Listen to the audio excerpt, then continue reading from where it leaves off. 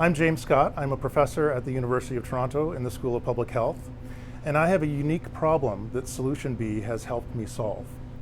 My problem relates to these tanks. So these are large storage tanks that contain a cryoprotectant called liquid nitrogen.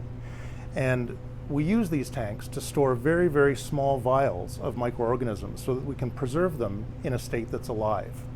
So it's important that these microorganisms in their tubes remain cold. They have to remain frozen. But we can't freeze them with the tank right full. We need to be able to put a very small amount of liquid nitrogen in the bottom of the tank so that we preserve all of the tubes frozen in vapor above.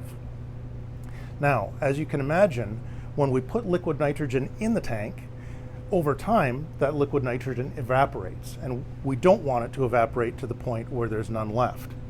So what we have to do, and others who do this kind of work have to do, is we use these black measuring sticks where we take the lid off the tank.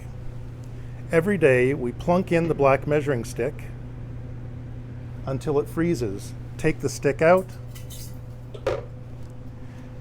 and then we can read the level of liquid nitrogen in the tank. This is very time consuming. It's not always accurate because it's very dependent on where you put the stick in the tank. So for a long time, I and others who do this kind of work have looked for a better solution. There are tanks that one can purchase that are outfitted with pressure sensors. The problem is that those pressure sensors can only be used if you fill the tank completely, which is for a different application. And for people who use tanks like we do, where we only maintain a tiny bit of liquid nitrogen in the bottom, those pressure outfitted sensor tanks don't work. So we wanted a better way. And I was very curious to see if the Solution B scale was able to provide the low-level resolution that we need to be able to monitor the amount of nitrogen that evaporates from the tanks on a daily basis as a way to tell us on an ongoing real-time basis what the level of nitrogen is in the tanks and when we need to replenish it. So I'm very happy to say that we've been running this test now for about 2 months, and we have beautiful linearity in the data that we've got off the scale.